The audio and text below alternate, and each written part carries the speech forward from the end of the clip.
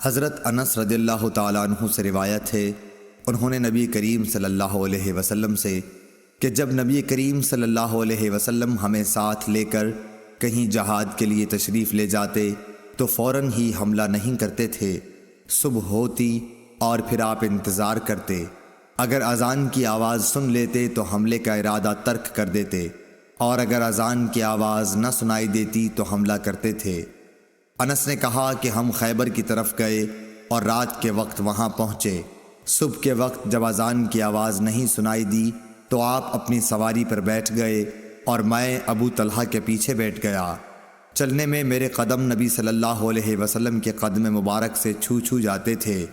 انس نے کہا کہ خیبر کے لوگ اپنے ٹوکروں اور کدالوں کو لیے ہوئے اپنے کام کاج کو باہر نکلے تو انہوں نے رسول کریم صلی اللہ علیہ وسلم کو دیکھا اور چلا اٹھے کہ محمد واللہ محمد صلی اللہ علیہ وسلم پوری فوج سمیت آ گئے۔